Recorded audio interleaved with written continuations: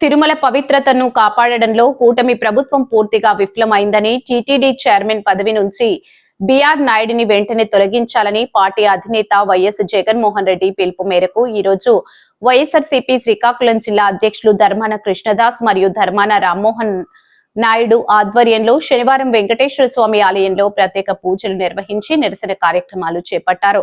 భక్తి ముసుగులో రాజకీయాల హిందువుల అత్యంత పవిత్రమైన క్షేత్రం తిరుమలపై అబద్ధపు ప్రచారాలు చేస్తూ రాజకీయ లబ్ధి కోసం వెంకటేశ్వర స్వామిని వాడుకోవడం దారుణం. పవిత్రతను కాపాడాల్సిన బాధ్యత ఉన్నవారే అపవిత్రం చేస్తున్నారు. తిరుమల పవిత్రత విషయంలో చంద్రబాబు చేస్తున్న ద్రోహం అంతా ఇంతా కాదు. ఉద్దేశపూర్వకంగానే తిరుమల పవిత్రతను మంటగలిపేలా వ్యవహరిస్తున్నారు. చంద్రబాబు ఒక నీచుడని వెంట పెట్టుకుని తిరుగుతున్నారు. ఇలాంటి వాళ్ళు ఆలయ పవిత్రత గురించి మాట్లాడడం దెయ్యాలు వేదాలు వల్లించినట్లుంది.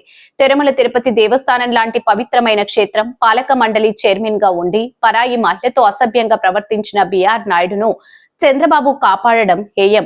ఎన్ని విమర్శలు వచ్చినా ఆరోపణలు వచ్చినా కలంకితుడైన బిఆర్ నాయుడును చంద్రబాబు వెనకేసుకు రావడం అత్యంత దారుణం.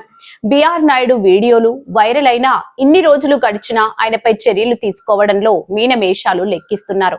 పైగా తిరుమలలో యథేచ్ఛగా దైవిక కార్యక్రమాల్లో పాల్గొంటూ అపచారాలకు పాల్పడుతున్నారు.